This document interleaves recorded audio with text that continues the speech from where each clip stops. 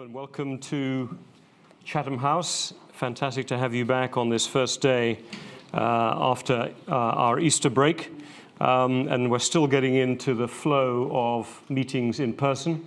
But I can see by the very strong turnout this morning that we've having a great opportunity here to welcome Masrour Barzani. Fantastic to have you with us today, Prime Minister of the Kurdistan Regional Government, a position, as you all know, that he's held since 2019.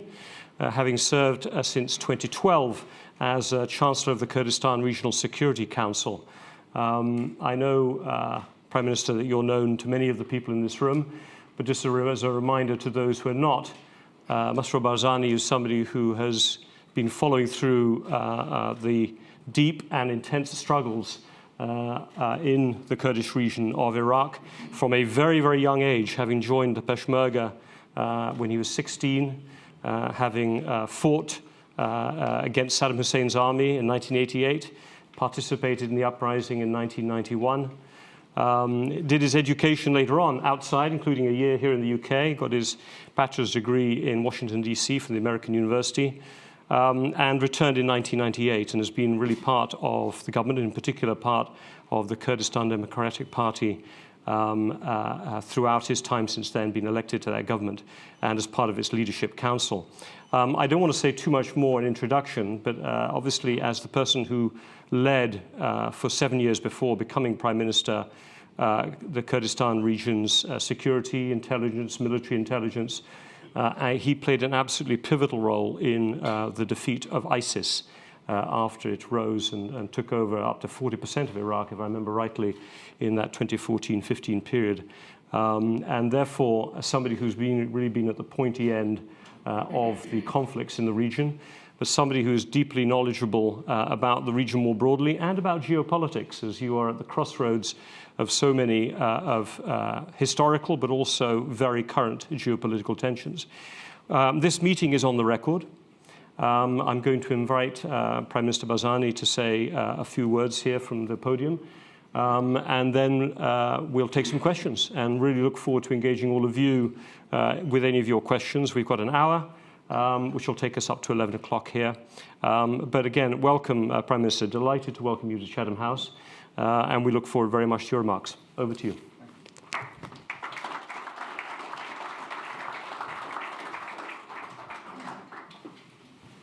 Thank you, Robin. Good morning. Ladies and gentlemen, distinguished guests, I'm very pleased to be here speaking from the floor of one of Britain's foremost institutions. For over a century, Chatham House has informed the foreign policy of the UK and influenced greater understanding far beyond its borders. It has brought insight and authority of some of the most complex challenges of our time and provided a vital platform where global ideas have been tabled and debated, often for the greater good of the world. I embrace the opportunity to address you today to discuss events in our region, the Kurdistan region of Iraq and the Middle East, a part of the world that I know has consumed a lot of your bandwidth in recent decades, as I can assure you it has mine as well.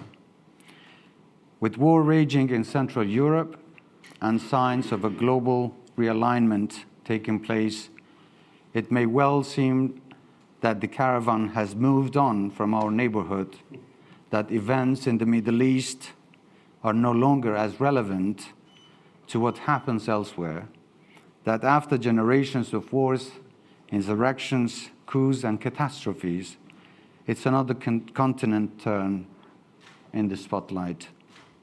That the causes that consumed so much of our energy, ISIS, mass immigration, displacement, and tyranny, have more or less been resolved, or at worst are in holding pattern, which has become more manageable. While I understand the reasons behind such conclusions, I would respectfully but stridently disagree with them. Away from the headlines, the Middle East remains a combustible, unpredictable driver for world events with a proven potential to be a mass global disruptor. Whether it be energy security, political turmoil, global warming tipping points, or the ever-present threat of conflict, the region still requires the close attention of everyone, and that's not going to change. Even when we want to, it's never wise to look away from the Middle East for long, or to pretend that its problems have been resolved. Quite simply, they haven't. Foundational issues such as post-World War I borders drawing arbitrarily and indifferent to the will of its people have hindered our region's development. So too have more recent impositions, poverty, inequality, injustice, and corruption, all of which are symptoms of deeply rooted themes which continue to feed instability and terrorism. Outcomes from such flawed beginnings have been difficult to reconcile with the notion of a nation-state. Middle East countries that have succeeded in providing robust economies with thriving societies at peace with their neighbors living behind defensible borders set a rare example. We need not be shy in acknowledging that Iraq isn't one of them. Since the time of Sykes-Picot, and perhaps well before, Iraq has been a tricky place to govern. Mongols and other conquerors, tyrants, kings, and more recent occupiers have all tried. So have elected governments. And they're still trying now in Baghdad, more than 6 months after a national election, where lawmakers are yet to agree on a president, on a prime minister, and the country remains adrift. It's a familiar story for all post-Saddam Iraqi elections. Competing blocs spurred on by foreign parties looking to carve out spheres of influence, which often relegate national concerns to a distant second. We need not hide from reality. Power sharing in Iraq does not come easily. Nor does agreements on anything that challenges narrow vested interests that have little to do with nation building. We in Kurdistan have not often had reasons to believe that Baghdad has our best interests at heart. In the post-Saddam years, every one of the agreements that we've negotiated with our brothers in the federal parliament have required constant monitoring to ensure that our end of bargains were upheld.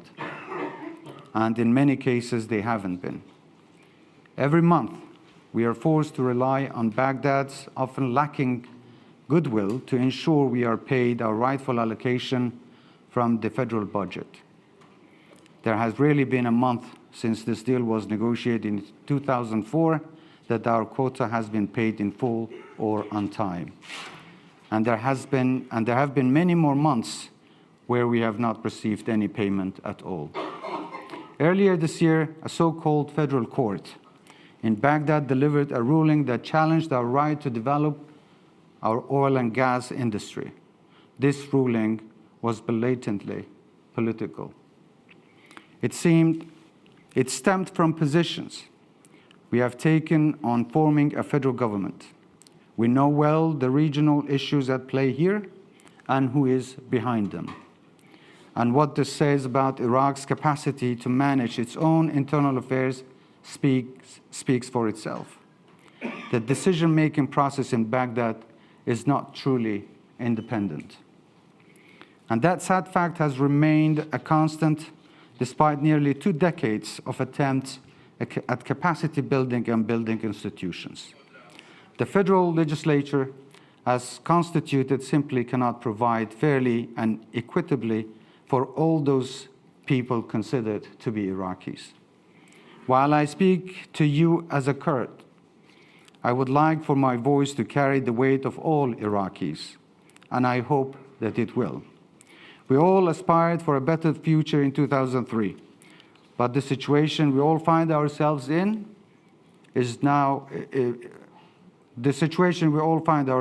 now cannot go on. We must be brave enough to recognize this and to come up with solutions. I say to my brothers in Anbar, Basra, Mosul, Najaf, Ba'quba, and that it is time to do things differently. We all deserve to live at peace with each other without being beholden to enmity, the tragedies of our past, or our fear for the future. We need means to bring about fresh and sustained trust between us. We need to share power in meaningful ways that better the lot of all. We need to work towards an autonomy that the federal system, which was enshrined after the ousting of Saddam Hussein, has failed to promote. Even those who on paper appear to have benefited from the new Iraq have failed to do so.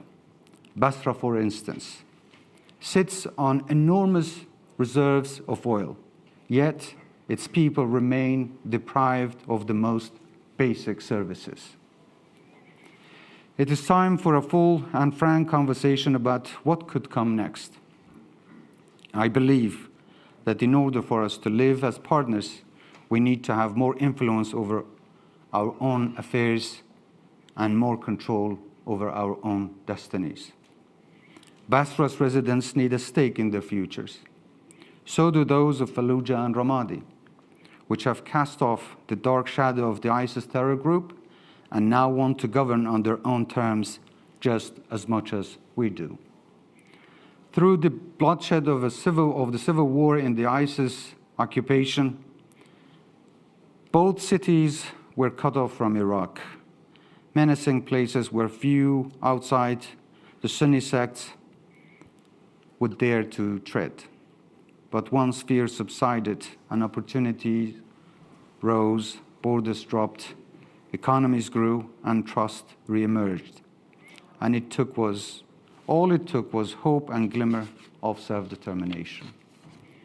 On a micro level, real change is happening.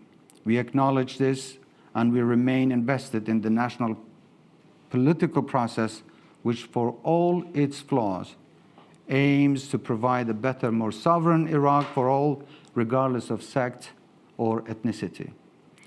We in the KRG are a robust national partner, fighting hard for the rights of our people, as we should, but at the same time advocating for the betterment of all within our national borders. But what if real progress continues to flatline? What if our collective best endeavors fail to cut through? What if the system in place fails to deliver?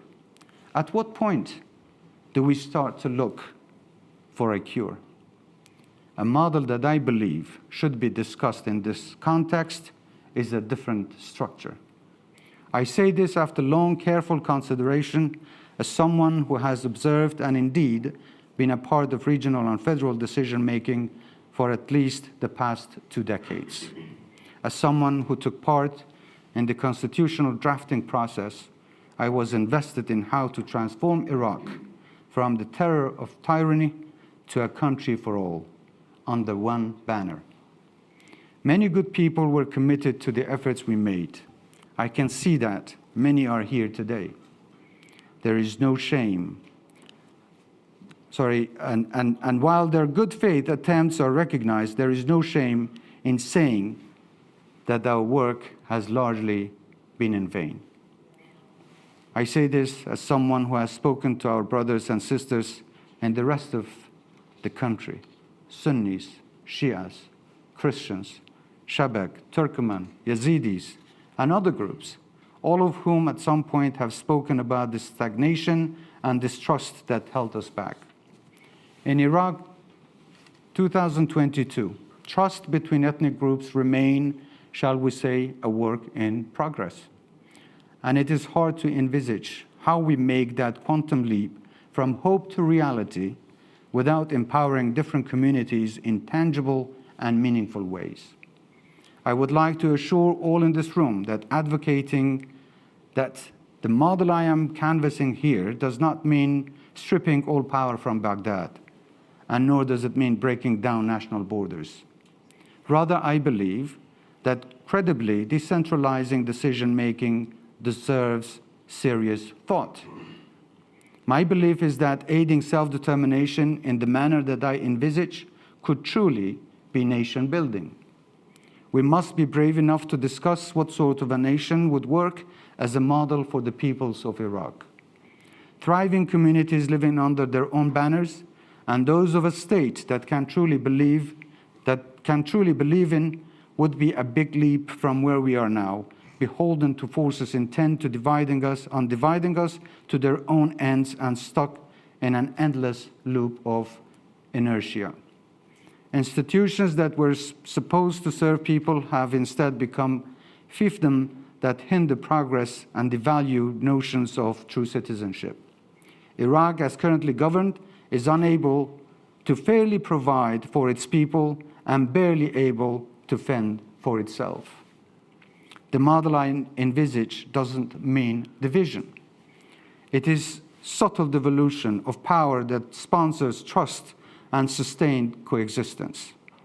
There are models of confederation elsewhere in the world that have created thriving, self-contained communities who are also proud to unite behind a single banner. I spoke earlier of Fallujah and Ramadi. Mosul and Baghdad have their own stories to tell. In both cities, enterprise has risen from the rubble, yet the huge potential of both is yet to be fully unlocked, and that won't change until its people are fully empowered. Given the problems I have described, Erbil and Baghdad need to think about new arrangements. With its long history of centralism, Baghdad never fully embraced that the existing constitution makes the KRG the ultimate authority within Kurdistan on most matters, including security, taxation, and natural resources. Iraq's new constitution is described as federal, but in fact already has many elements of confederation. Let us move to make it explicit. Instead of conflict in which one entity tries to coerce the other, let's become equal partners. Join common institutions to address the many issues of common concerns, from trade to environment to security. Let us move toward a model that stops our partners in the West from having to pick a side. I know that there is opposition to even mentioning this idea. I realize that some in the region may fear the potential for knock-on effects into their countries if we embarked on such a journey. But the time to debate and approach has come, as has the time to speak honestly without fear or favor. I again want to reiterate that the issues I'm canvassing here pose no threat to national borders. They are simply an overdue recognition of what goes on between them and how best to change that. I'm confident that informed discussions and debate will lead many to similar conclusions. Let us no longer be shy in admitting that we need the courage to confront our flaws. A new configuration can be a starting point for a dialogue between communities, one whose starting point comes from a position of strength among parties. Mutual respect can quickly build from such a dynamic. It rarely does, however, when one party needs to constantly seek favors and patronage from the other. Cooperation on the right footing would feed trade and stabilization. The latter is in the interest of all of us, not just those who call ourselves the peoples of Iraq, but the broader region as well. This model reconfigures how power is proportioned from the center to the regions. It doesn't diminish the state. In fact, it does the opposite, creating possibilities for long-term viability where it is in short supply today. Ladies and gentlemen, I realize that some of you may be surprised by what you have heard here today. I also know that others of you won't be. For many of you, this is as personal as it is for me. In this room and watching online, some of the world's preeminent observers of Iraq and the Middle East who have had a bird's eye view on the never-ending chaos that has held our region back. Our peoples in all of Iraq deserve a chance for dignified self-determination. In this place, a forum of consequential ideas, I take great satisfaction in starting what I hope will be a fruitful debate that will energize policymakers and thinkers inside this room and elsewhere. My sincere thanks to you all, and may the conversation continue. Thank you.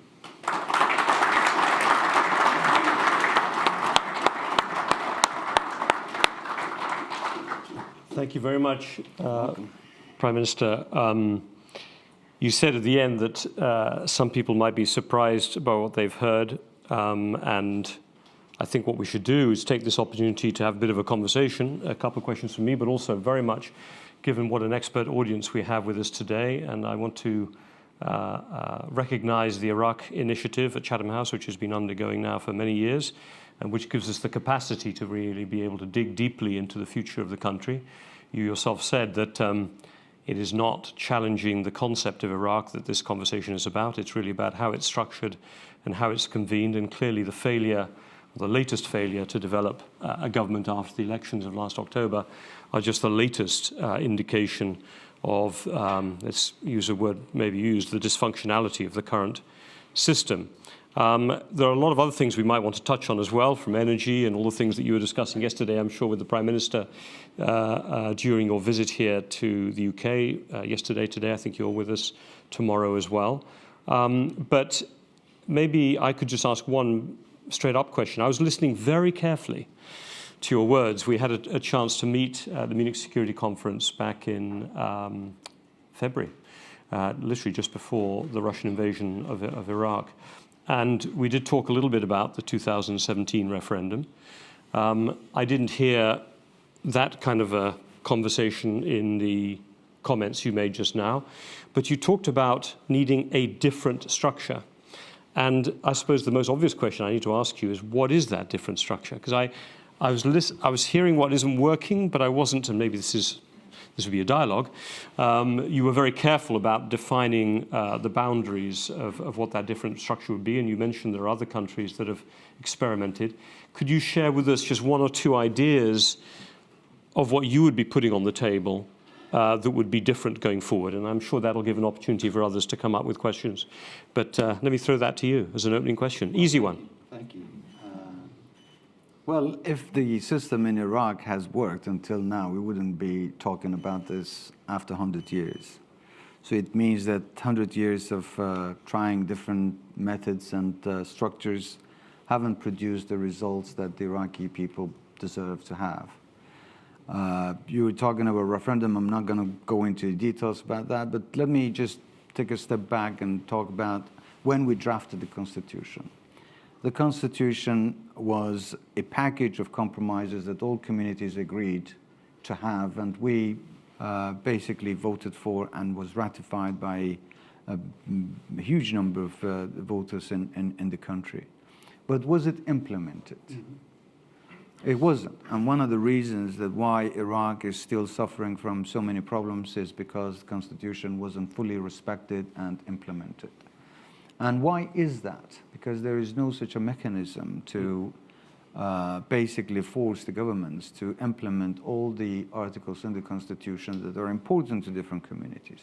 I can speak for ourselves, for instance, in Kurdistan. Yeah. Disputed territories. I mean, it was one of the main points in the Constitution that was neglected and abandoned and was never implemented. The budget, the hydrocarbon law. There are many issues that are important to all of Iraqis, not just us, but to the Sunnis, to the Shias, was never implemented. So if a system doesn't work, then we have to find ways. And the reason why I wasn't very specific in telling which structure would work best, it has to be a structure that all of us agree on. And that's why we are inviting all of the Iraqis, the Shias, the Sunnis, the Kurds, to come around the table. We have so many similarities. I would say that we have more similarities than differences. Why shouldn't we build on our similarities and agree on how to solve the differences?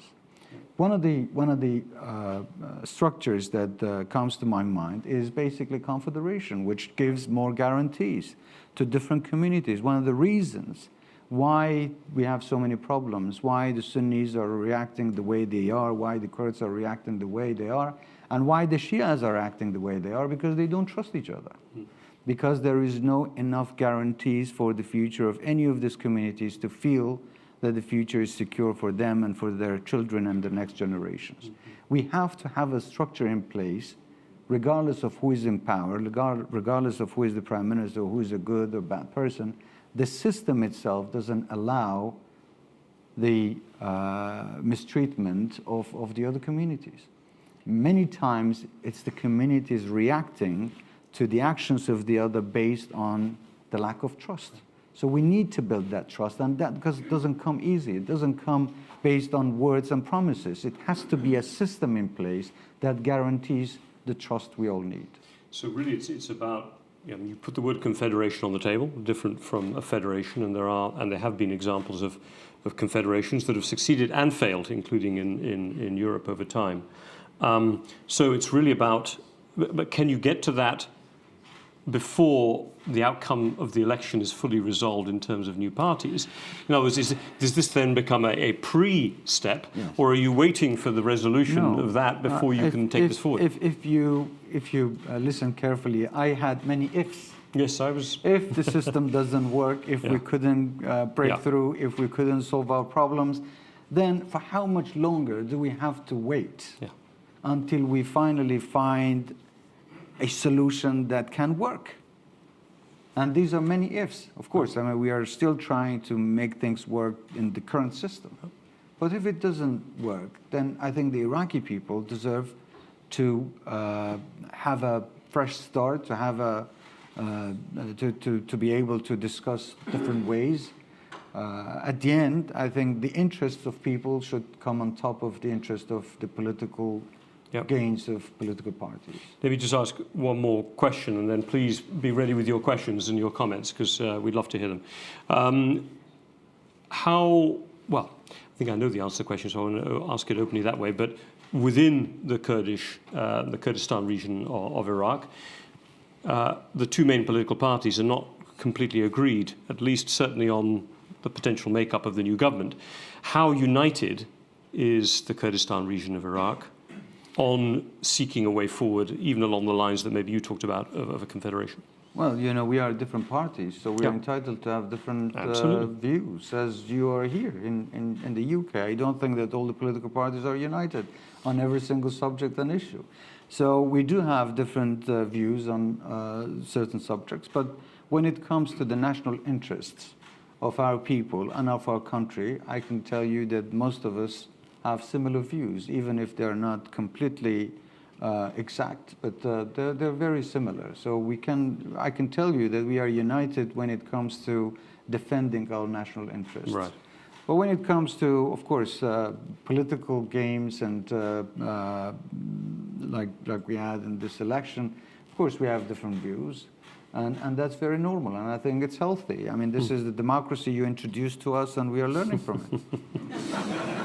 Don't learn too much, I think I would say, the way things are in the UK. Yeah, please, first lady there, and then, exactly. And let's take, I'll take one at a time for the moment and see how we're doing. Yeah. Thank you. It's Dr. Jihan Baban, founder and the president of the Iraqi Environment and Health Society UK. Your Excellency, we welcome you here. And my question is that limiting the flow of water from the northern part of Iraq due to building hundreds of dams by Iran, causing a catastrophic impact on the environment and the ecosystem and the biodiversity of the area, causing hundreds of people to migrate, and also impacting the drinking water on over 2 million people. What's the government dealing with that consequences? Thank you, sir. Well, I can speak on behalf of my government in the Kurdistan region. We have realized the importance of this issue, And we have introduced solutions. Of course, water is a scarce resource that we all need more than anything else to live. And we are very saddened by the fact that many of the rivers flowing into Kurdistan have been diverted, not just by the building of SADs, but the whole flow of rivers have been diverted. Many of the rivers that are actually feeding both lakes of Darbandi Khan and Dukan, we either have at some point none or very little water that comes in. But we still have some sources of waters inside our region. And with the Ministry of Agriculture and Water Resources, we have studied where we can build additional dams that we can preserve the water that we have and build water reservoirs that would also benefit agriculture, climate change, tourism, energy, and that would be important also for the rest of Iraq. Because you know that the location of building dams, I mean, it's the nature of the region that determines where you can build dams. You're not free to build dams wherever you want. And Kurdistan has that chance, it has that location to build as many dams as we possibly can to reserve water for the rest of the country. I hope that that doesn't, like everything else, is not politicized. And I hope that they're looking at this from a strategic point of view and seeing the importance of building these dams, how important it is, not only for Kurdistan, but for the rest of Iraq. So the solution is really to build more dams inside our own country. Okay. Yeah, please. Just introduce yourself. Thank you. Hi, Chris Bowers. I used to serve in your wonderful part of the world. Your Excellency, it's lovely, it's wonderful seeing you here. I'm intrigued by your description of a confederation, and I'm already in my mind sort of sketching, okay, well, you could imagine a sort of a Sunni confederation area around Fallujah and Mosul, what have you, and also potentially another one around in the deep south with some of the Shiite areas. But then I guess, and I can imagine a decentralization of power, but then I guess you'd still need a sort of an overarching body, a sort of a federation council or what have you.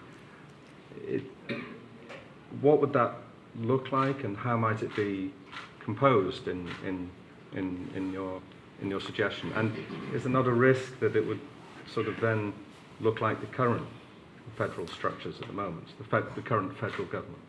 But I also want to say I applaud the idea of new solutions to us. Look, the idea is to really promote true partnership. We need to be equal citizens and have equal rights. One community cannot feel inferior to another one being superior. That equality, creating that balance, is what we need. So you can call it whatever you want. And it doesn't have to be a system that exists somewhere. We cannot duplicate a system that works or fails somewhere else and then apply it to our own community. We have our own differences, and we need to take that into account.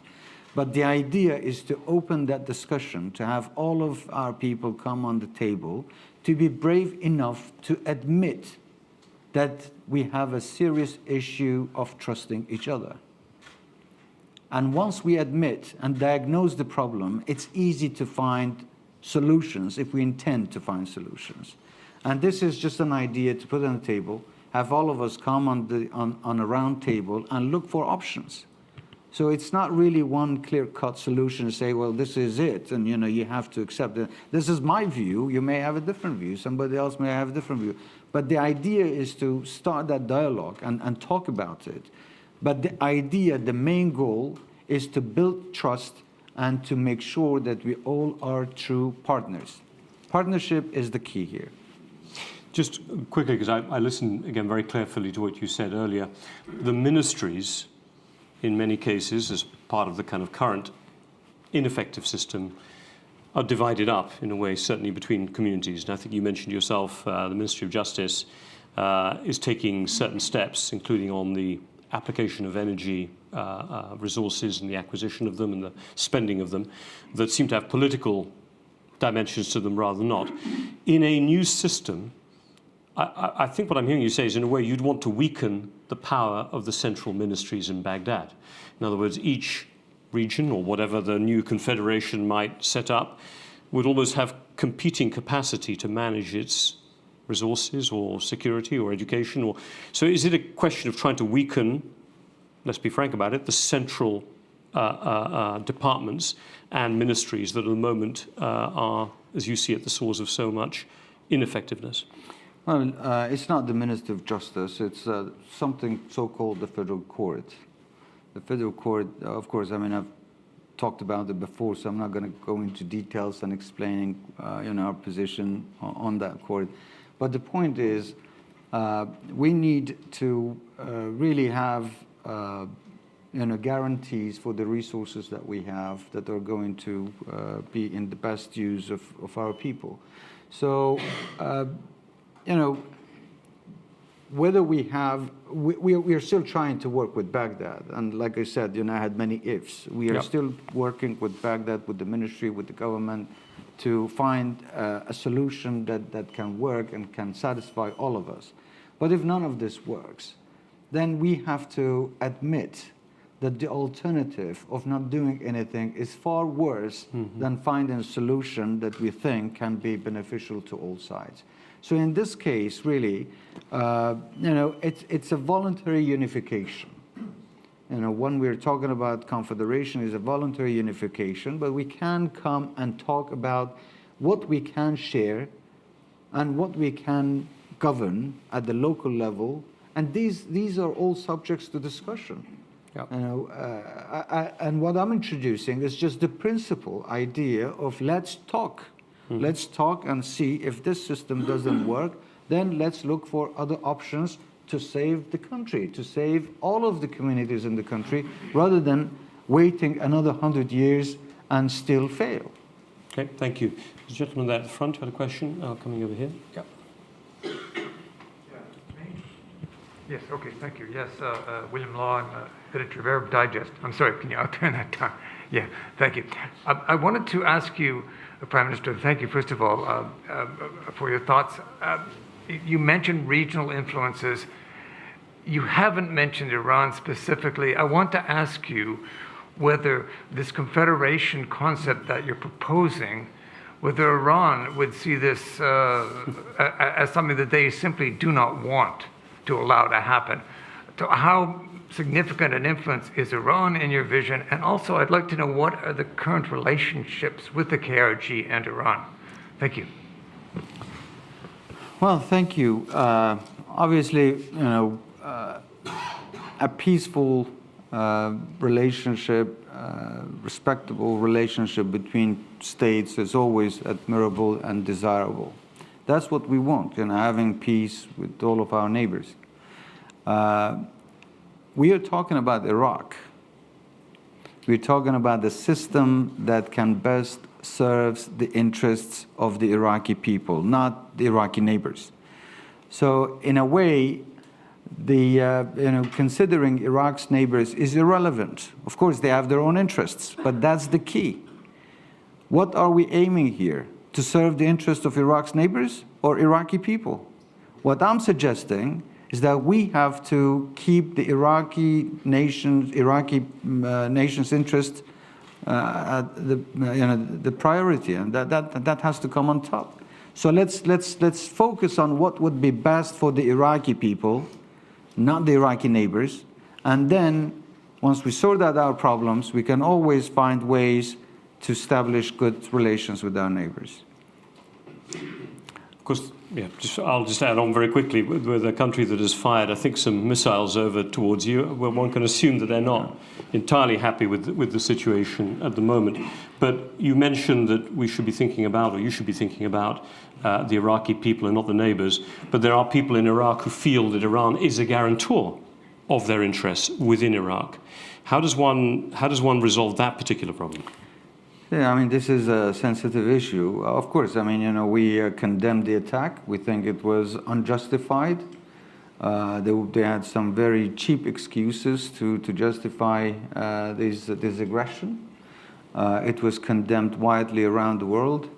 Of course, they, even if they have concerns about certain issues, there are ways to talk about, with the neighbors. But these accusations and allegations were absolutely baseless. What they said was a failure to justify their actions, and they just came up with these fake stories.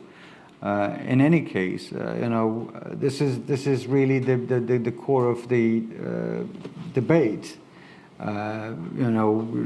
This will not be acceptable to Iran, or some Iraqis believe that an external country is a guarantor. For how long are we going to think about what would be, which external force will be our guarantor, and what would be in the best interest of our neighbors?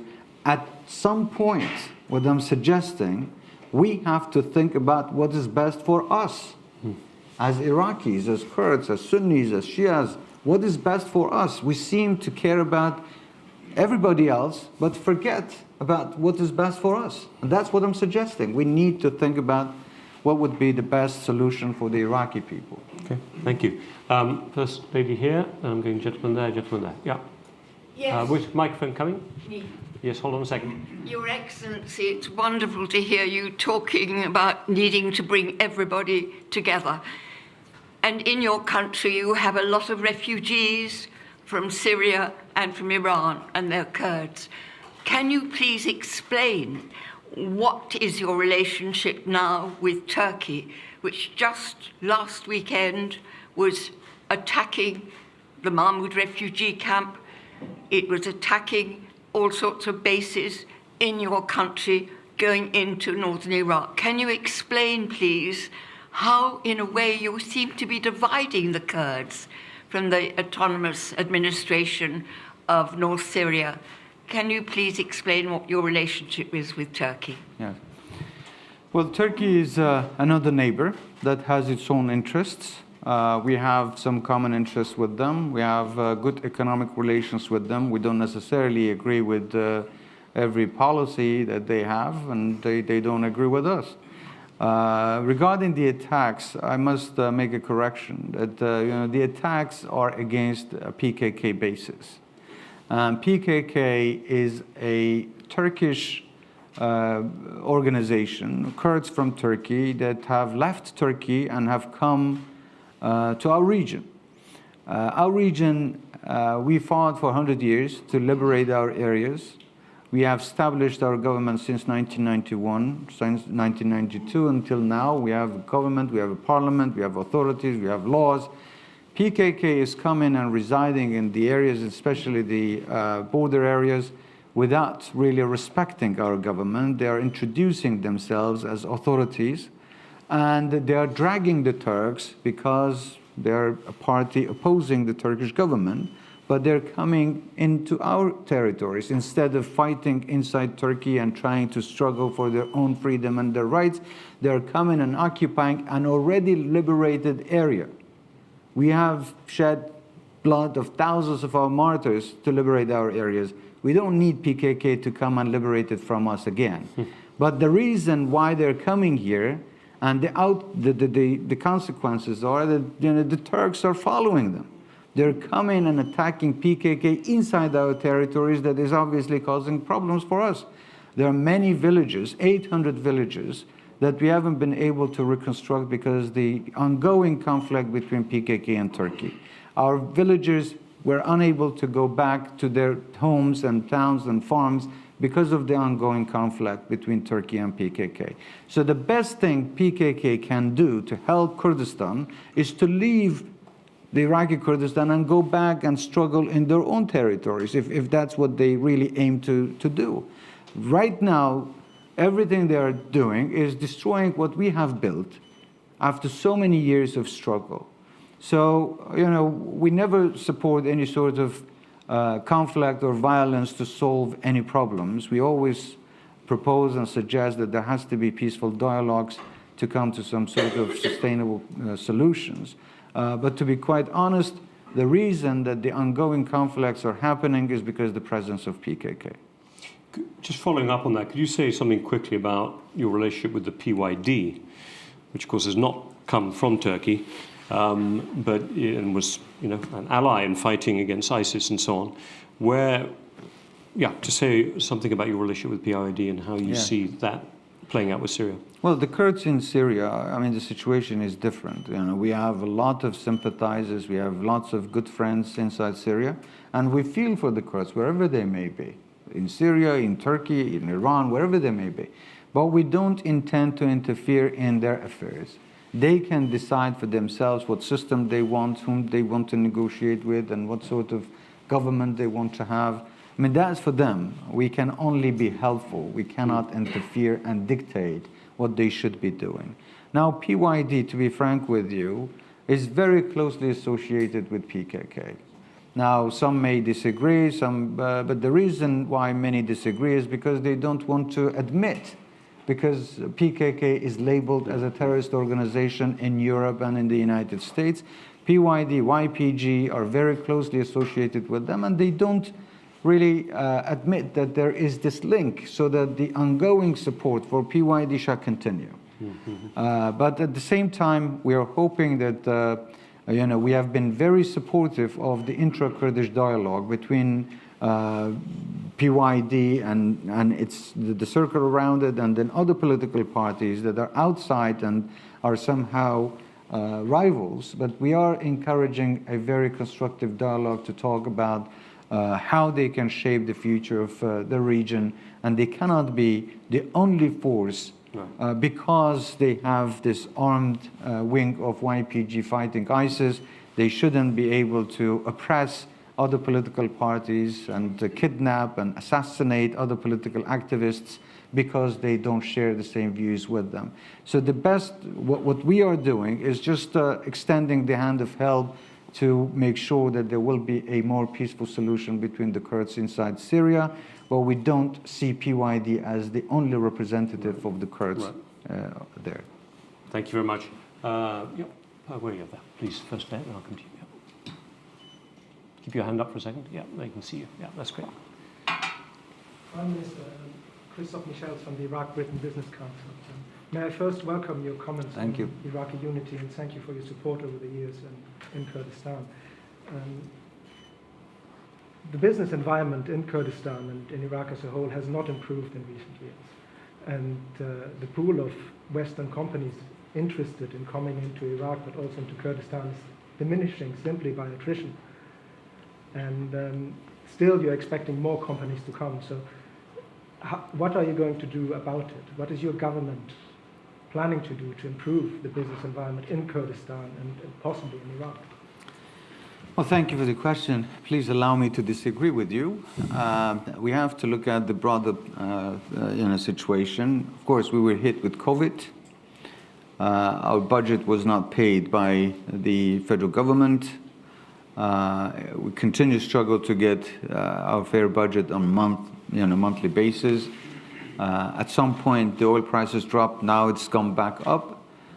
We had, so many security challenges and so many, other economic crises, inflation, not just in Kurdistan, but in the rest of Iraq. But despite all that, I'll just give you an example. When I took office almost 3 years ago, at the very beginning, we started a very aggressive reform on administrative reform and financial reform, and it went very, very well. And then the COVID hit us, and then the prices dropped, and then our budget was cut. So basically, with no revenues, the whole economy collapsed. With no budget whatsoever, we still managed to survive and still pay our salaries and still try to work with the private sector. We managed to build projects. So it was the environment that actually kind of put that pressure on us to not move as fast as we wanted. But in comparison to the rest of the region, we did very well. If you look at the data, if you look at the situation, you can see that we have done things that would have been impossible if we hadn't done the reforms that we did at that time. We also amended the investment law for the local and the foreign investments. We are digitalizing our government, trying to cut the red tape and to cut the time for registration of the companies, and also the cost for registering companies. We have invited many of the private sectors to build huge projects like agri-industry, for instance. So, and also construction in Kurdistan is not growing. And if you look at our economy, is actually on the upper, line. It's going up. It's increasing. It's not. I don't know. I mean, based on what data you say that the economy in Kurdistan is not doing well. I mean, it's not doing as well as we want. But in comparison, if you put it in a larger context, if you look at the entire region, we are doing much better than the rest of Iraq and in the neighboring countries. Still, we are not very happy with where we are. We are very ambitious. We want to move forward. But of course, we also have to have the support of, the political support, the security support, because all of that can affect the view of the minds of businessmen. They want to come to a place where they want to have a secure future for the return of their investments. But I am very optimistic. I think we're doing well. And we have taken steps that hopefully by the end of the year, you will see the results of it that will be more encouraging. Let me bring in two more questions here. I'm keeping an eye a little bit on time. So you first, please. The microphone coming, wait, just so brother can hear. Go ahead. Louina Trushi, founder of British Friends of Kurdistan and chief executive in the NHS. I just want to build on your success. So you've led an ambitious and innovative program of reform. It's been quite successful. Well done, thank you. Really, what I want to add is, so you've got a talent for unlocking the hemorrhage in the system. Going back to the confederation system, what are your bargaining chips and what is your contingency to be able to put an effective system in place? What bargaining chips do you have? Just hold on, let me just take one other question here. Yeah. President, thank you very much for the... Wait, microphone's coming. Hold on a second. Despite of all challenges and crises which KRG are facing, we've seen too many progressions in different sectors in the region. The education sector is one of them. We have some high-quality universities, the American University in Duhok and Suleimania, UK, and Erbil. Is there a plan to host the UK universities to rebuild the infrastructure of education in the KRG? Let me answer that first. Yes, yesterday we had a very good meeting with the Minister of Education. We have discussed ways of how we can best cooperate with each other in terms of the quality for teachers, quality of education, and also there has been steps on establishing a British university in Kurdistan. So there are efforts on the way, and we welcome any support that we can get from the United Kingdom. To answer your question, the bargaining chip is bringing stability, introducing peace.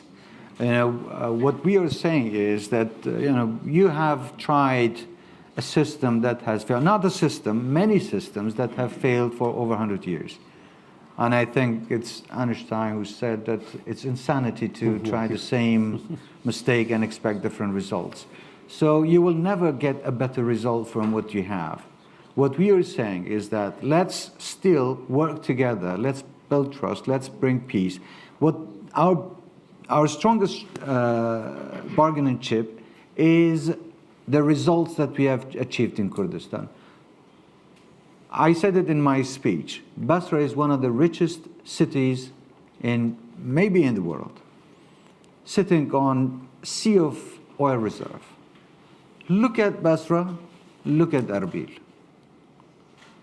With 5% of the resources, how did we manage to build Kurdistan in such a way with all the challenges we face and with all the obstacles and all these pressures that we are under?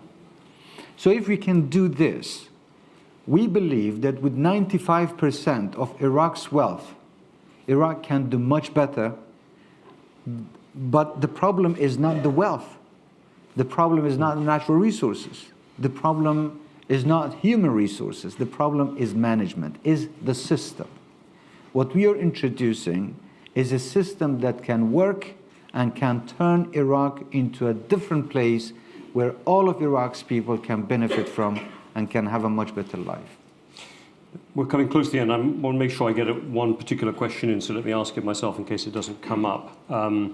Obviously, you were here, you met yesterday with Prime Minister Johnson. You met, I think, also with Kwasi Kwarteng, Secretary of State for Business and Energy and Industrial Policy.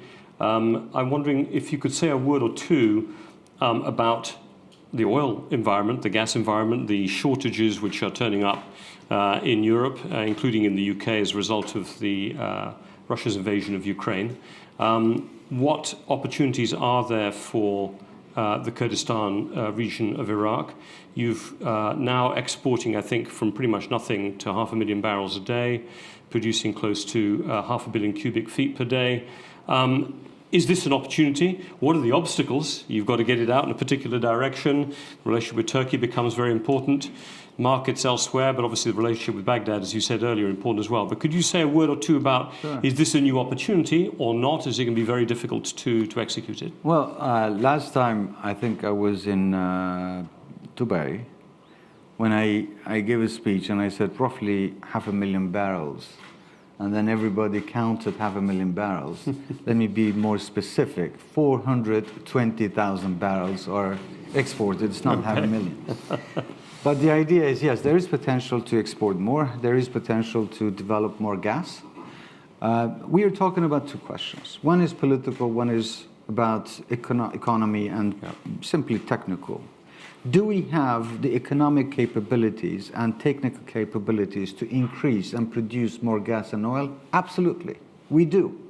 Is it in the best interest of Kurdistan's people, Iraq's people, the world? Absolutely.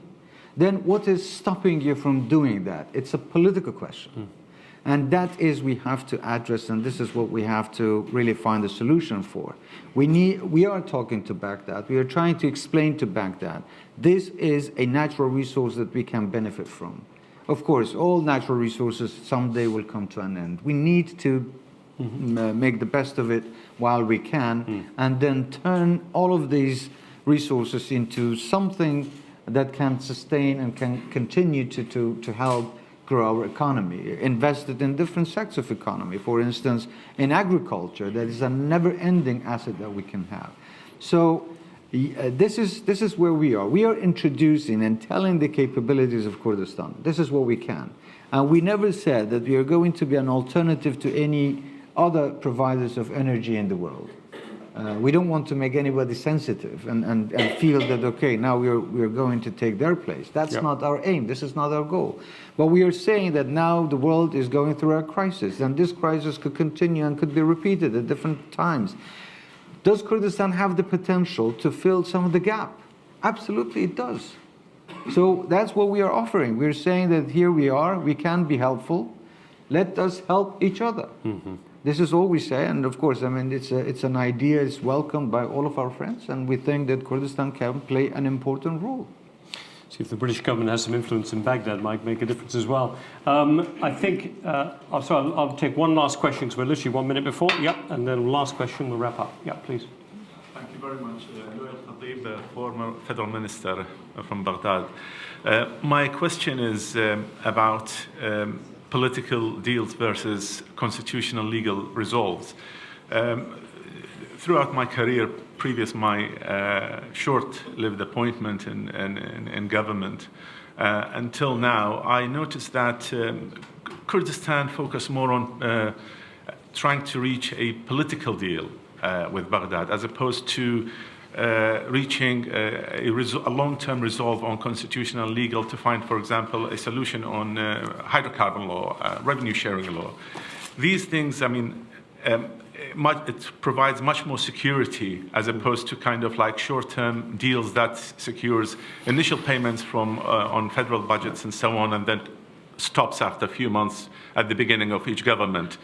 So don't you think it's about time that when Kurdistan delegation goes to Baghdad, seriously talk about with the various players, let's reach a deal on hydrocarbon law and revenue sharing law, and let's put an end to all these short-lived political deals?